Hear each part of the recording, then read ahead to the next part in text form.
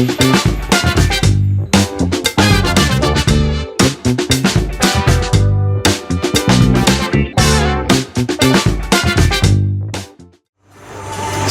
sore pemirsa dimanapun berada, kembali kita hadir di podcast teriak kita. Hampir beberapa waktu kita tidak melakukan podcast, tapi hari ini kita khusus di Danau Linau bersama Kepala Perwakilan Ombudsman Republik Indonesia Provinsi Sulawesi Utara, Ibu Melanie Limpar. Apa kabar, ya, Bu? Bapak. Puji Tuhan, sehat, Pak. Oke, Bu Melanie, mungkin ini adalah salah satu tempat terindah ya podcast kita.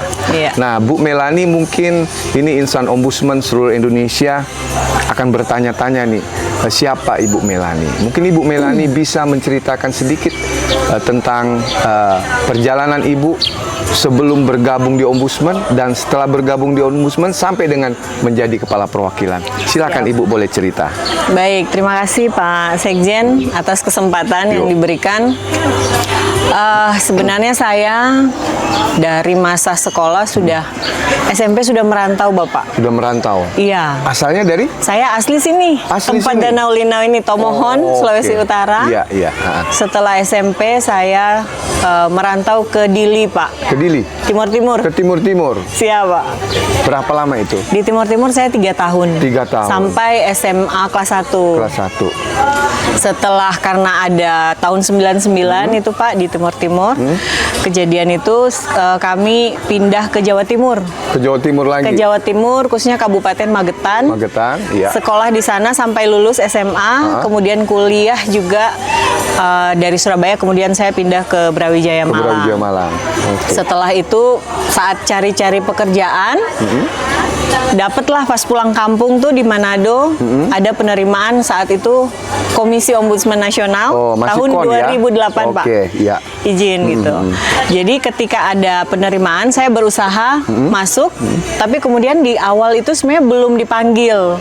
Belum dipanggil. Jadi saat itu saya sempat kerja di BPR, satu BPR. Sudah melamar tapi belum dipanggil. Sudah ada tahapan tes, tapi memang yang lolos bukan saya. Oke. Begitu. Kemudian 3 bulan kemudian saya dihubungi kembali, apakah bersedia untuk masuk ke Komisi Ombudsman saat itu, dan saya nyatakan saya siap, dan sejak September 2008 itu saya gabung di Komisi Ombudsman Nasional Perwakilan Sulawesi Utara. Berarti termasuk asisten yang awal bergabung di Ombudsman. Siap, Bapak. Indonesia. Oke, Ibu Melanie, bagaimana ceritanya bisa menjadi Kepala Perwakilan?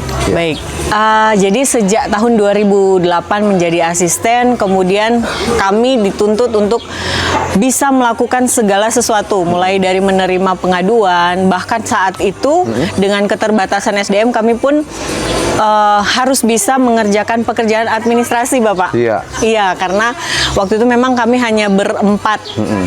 Jadi pernah menjadi BPP juga? Siap, Bapak. Saya sempat menjadi mengelola keuangan selama kurang lebih 2 tahun. 2 tahun, oke. Gitu. Iya. Jadi tahapan-tahapan itu semua sudah dilakukan. Mungkin karena memang teman-teman juga saat itu mendukung ketika Kepala Perwakilan yang pertama berakhir masa jabatan, mendapat dukungan dari teman-teman, cobalah untuk mendaftar saat itu untuk seleksi Kepala Perwakilan, dan bermodal keyakinan dan niatnya memang ingin juga berkontribusi dalam penyelenggaraan pelayanan publik di Sulawesi Utara, sehingga saat itu saya berusaha untuk dalam seleksi itu berusaha memberikan yang terbaik, dan ternyata Tuhan memberikan kesempatan itu, Pak. Oke. Sampai saat ini berarti sudah berapa tahun menjadi Kepala Perwakilan? Sudah 4 tahun, Bapak. 4 izin. tahun, berarti 1 tahun lagi akan evaluasi. Siap. Bisa lanjut kemudian menjadi Kepala Perwakilan untuk periode selanjutnya. Nah, Melanie mungkin bisa menceritakan kepada semua pemirsa, audiens kita saat ini yang mendengar, kira-kira pengalaman menarik apa yang Ibu pernah alami, ya, baik itu pertama kali menjadi asisten maupun waktu menjadi Kepala Perwakilan.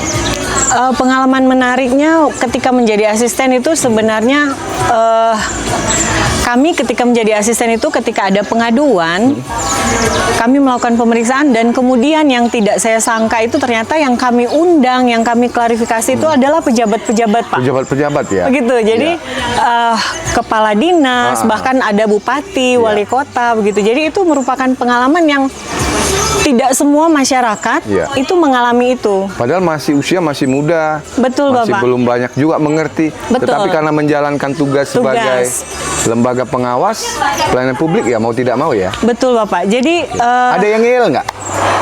ada, Bapak. Jadi kendala-kendala seperti itu tetap kita alami. Ada, Bapak, begitu. Namun memang untuk kita supaya bisa mendapatkan satu pemahaman, satu persepsi memang harus banyak komunikasi ternyata. Dari pengalaman yang kami lalui untuk penyelesaian suatu pengaduan itu komunikasi di luar kita melakukan kajian-kajian terhadap substansi yang diadukan itu sangat perlu. Oke, jadi intinya komunikasi. Komunikasi. Ya. Nah, Bu Melani, Ibu kan sebagai kepala perwakilan ya. Jadi waktu menjadi kepala perwakilan itu artinya khusus terkait dengan standar pelayanan publik ya. Kalau kita ibaratkan dengan penilaian kita berikan ada hijau, ada kuning, ada merah. Nah, pada waktu Ibu pertama kali menjadi kepala perwakilan, bagaimana kondisi di Sumatera di Sulawesi Utara ini? Baik, Bapak. Memang di tahun 2021 ketika saya dilantik untuk penilaian penyelenggaraan pelayanan publik di Sulawesi Utara saat itu pemerintah provinsi masih pada zona kuning. Pemerintahan kabupaten kota masih banyak yang masuk dalam zona merah, Pak. Sehingga menjadi pekerjaan dan PR buat saya karena memang di awal sudah niat ingin membantu memperbaiki. Mulai saat itu kami berkomitmen untuk memajukan kegiatan-kegiatan pencegahan maladministrasi dari Ombudsman sendiri, sehingga di tahun 2022 kami memulai komunikasi dengan stakeholder pemerintah daerah, khususnya bagian organisasi. Kita lakukan pendampingan dan akhirnya di tahun 2022 ini pemerintah provinsi berhasil memperoleh peringkat pertama nasional. Karena sudah berhasil di peringkat pertama nasional, sehingga pemerintah provinsi pun kami dorong supaya mengajak mengikut sertakan pemerintah kabupaten kota begitu daerah supaya bisa juga berhasil. Nah, dengan upaya pendekatan seperti itu, pendampingan, akhirnya di tahun 2022 itu pemerintah kota kabupaten sudah mulai menunjukkan 2023 izin Pak, itu sudah mulai menunjukkan ada perubahan begitu, dan sampai dengan tahun ini dari 15 kota kabupaten di Sulawesi Utara sudah hijau ya, tinggal sudah 14 Jadi kota kabupaten masih ada satu yang masuk zona kuning. Masih ada, masih besar, Bapak. Bu Melani, terima kasih. Paling tidak ini insan Ombudsman dan pemirsa dimanapun sudah mengenal sosok dari seorang Melani Limpar, ya, kepala perwakilan Ombudsman Sulawesi Utara. Ya, berdasarkan pengalaman beliau sudah sangat banyak sekali. Nah, Bu Melani, ini adalah podcast pertama kita untuk Ibu ya. Iya. Mungkin kita akan ada podcast selanjutnya yang terkait dengan substansi. Baik. Ya, tetapi hari ini kami cuma ingin memulai dengan pertanyaan-pertanyaan cepat, boleh langsung dijawab, ya, karena tidak ada yang salah. Tapi paling tidak ini menunjukkan apa yang menjadi pilihan Ibu ketika Ibu menjalankan tugas sebagai baik itu sebagai asisten maupun sebagai kepala perwakilan. Siap. Pelayanan publik atau pengawasan anggaran? Pelayanan publik. Ya, bisa diceritakan. Pelayanan publik itu mengenai seluruh komponen masyarakat dan penyelenggara. Jadi pelayanan publik itu sangat berkaitan pemberi layanannya dan penerima layanannya. Begitu, Pak. Jadi lebih kompleks ya. Iya, dan itu kan amanat dari undang-undang, Pak. Mensejahterakan kehidupan rakyat dan mencerdaskan kehidupan rakyat itu amanat, sehingga dapat terrealisasi melalui adanya penyelenggaraan pelayanan publik, karena pelayanan publik ini merupakan wajah pemerintah. Keberadaan pemerintah itu ada tercermin dari pelayanan publik yang diberikan. Oke, baik, terima kasih, Bu. tegas atau inspiratif? Inspiratif. Boleh diceritakan? Sebagai pengawas harusnya tegas, enggak juga ya? Enggak ya? Kalau seperti tegas apa ya? itu bisa, kalau saya memilih inspiratif, Inspiratif Pak, ya, karena oke. kalau inspiratif itu kita bekerja tidak, istilahnya tidak menyampaikan kamu salah, kamu benar, begitu. Tetapi bagaimana kita bisa memberikan manfaat kepada orang lain, orang sekitar kita, gitu, Pak. Itu yang ternyata melalui inspiratif itu berhasil. Berhasil. Ya? Berhasil. Iya, Bapak. Baik. Mediasi cepat atau investigasi mendalam? Investigasi, Pak, saya. Investigasi ya. Karena kita dalam memberikan keputusan itu kita tidak bisa sembarangan. Kita tetap harus mengikuti regulasi yang berlaku, gitu, Ya, Pak. harus lebih detail ya. Harus detail, tidak bisa sehingga tidak terburu-buru. dikomplain ya. Betul, Bapak. Nanti bahkan kita nanti malah dilaporkan Betul, ya. ya. Oke, makasih Bu. Teknologi modern atau pendekatan langsung? Pendekatan langsung, Pak. Pendekatan langsung. Alasannya? Kalau pendekatan langsung kita bisa tahu kendalanya apa. Kendala apa? Sehingga kita bisa membantu mencari solusi terhadap kendala-kendala kenapa ini terjadi, kenapa pelayanan publiknya misalnya tidak diketahui oleh masyarakat, begitu. Jadi kita kendalanya apa yang bisa kita carikan solusi bersama. Jadi artinya pendekatan langsung itu ya yang lebih dipilih ya. Iya, Pak. Oke. LSM lokal atau media massa? Waduh. Media massa, Pak. Media massa. Lebih luas. Lebih luas ya? Iya, Pak. Media massa. Media Ya? massa. Oke. Nggak apa-apa. Jadi artinya ini yang Siap. menjadi ini ya. Regulasi baru atau mentalitas publik? Mentalitas publik, Pak. Mentalitas Karena publik. regulasi setiap saat bisa berubah. Berubah? Dan itu pun sesuai dengan amanat undang-undang. Setiap 3 tahun itu regulasi itu harus dipantau kembali Ya. apakah masih realistis dengan keadaan sekitar atau sudah tidak realistis dan perlu diperbarui. Oke. Gitu. Oke, artinya selalu berkembang ya. Betul, Bapak. Apalagi tuntutan masyarakat ya. Nah, ini mungkin yang terakhir ini ya. Negosiasi damai atau keputusan yang tegas? Kalau di ombudsman sebenarnya kita mengenal ombudsman ways ya, Pak. Ombudsman ways. Namun ombudsman ways yang kita ambil itu pun pasti mengikuti alur regulasi Ya. yang berlaku begitu. Ya. Jadi gimana nih, Pak? Jadi ombudsman ways itu tidak juga menyampaikan bahwa kamu benar, kamu salah. Tapi ombudsman ways ini memberikan win-win solution, Pak. Ya. Gitu. Oke. Jadi Ibu lebih ke arah artinya negosiasi damai atau keputusan tegas? Karena belum terjawab. Waduh, apa ya itu? Baik. Ombudsman ways, Pak. Ombudsman way. Oke, kalau Ombudsman way dua-duanya itu masuk ya. Iya, Bapak. Jadi artinya Ibu Melani memang podcast kita mulai kurangi durasinya ya, karena kita ingin memperkenalkan kepada masyarakat. Tetapi paling tidak inilah gambaran Ombudsman Republik Indonesia. Kita sudah menerima DIPA Siap. untuk 2025.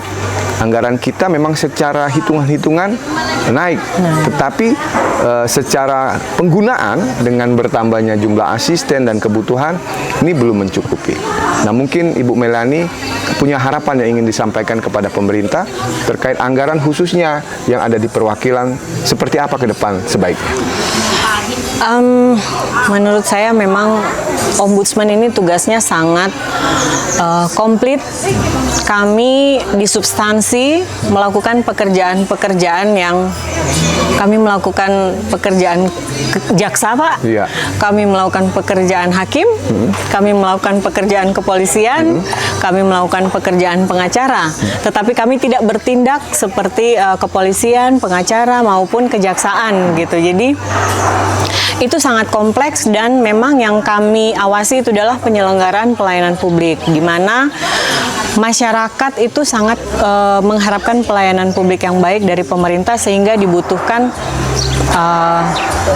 SDM yang memadai, yang mumpuni, kemudian sarana prasarana, kemudian juga fasilitas sarana prasarana yang menunjang gitu. Kemudian teknologi juga ya Pak gitu. Sehingga ombudsman pun sebagai penyelenggara itu harusnya berimbang nih gitu. Sehingga anggaran ini memang kalau selalu kita bilang dari dulu anggaran, tetapi memang faktanya kita butuh support anggaran. Karena kegiatan-kegiatan ombudsman saat ini kami belum maksimal melaksanakan pengawasan itu karena memang tadi Pak, mohon maaf, keterbatasan anggaran gitu. Jadi harapannya pemerintah mungkin melalui Kementerian Keuangan, Bappenas, mungkin pekerjaan-pekerjaan ombudsman itu agar lebih dilihat lagi terkait bagaimana ombudsman itu menyelesaikan aduan-aduan masyarakat yang penerima manfaatnya itu sungguh luar biasa. Satu laporan bisa 100 sampai dengan 500 penerima manfaat gitu. Jadi peran ombudsman dalam penyelenggaraan pengawasan publik itu sangat penting, sehingga dukungan baik melalui anggaran dan dukungan lainnya moral gitu, itu mungkin melalui percepatan perbaikan undang-undang juga masuk, tunjangan kinerja, kemudian revisi undang-undang kami dipercepat, itu juga sangat membantu kami. Oke, baik, terima kasih Bu Melani. Pemirsa, itu tadi adalah teriak kecil yang disampaikan oleh Kepala Perwakilan kita, Ibu Melani Limpar. Mudah-mudahan teriak-teriak kami ini bisa didengar oleh audiens yang mendengar, dari pemerintah, baik itu dari Kementerian Keuangan maupun dari Bappenas, termasuk juga dari Kemenpan RB. Inilah kondisi ombudsman yang menjalankan tugas-tugas dari aparatur yang lain, tugas kejaksaan, pengadilan, kepolisian. Tetapi dalam kenyataan konteksnya kami masih perlu diperkuat dari berbagai lini, dan tentunya teriak hari ini bisa menambah wawasan informasi bagaimana memperkuat ombudsman ke depan sehingga pengawasan pelayanan publik semakin baik, sehingga outcome yang akan dirasakan oleh masyarakat semakin besar dengan pelayanan publik yang semakin baik di Indonesia. Terima kasih Ibu Melani. Bapak. Selamat menjalankan tugas. Siap. Semoga tetap kuat ya, menjaga integritas kita sebagai pengawas pelayanan publik, sebagai insan ombudsman. Dan pemirsa dimanapun berada, sampai demikian podcast kita hari ini. Tetap untuk subscribe, ya, share, dan jangan lupa untuk like, sehingga podcast kita ini bisa menjadi sumber inspirasi dan juga literasi terkait dengan pelayanan publik di Indonesia. Terima kasih, sampai jumpa di podcast selanjutnya.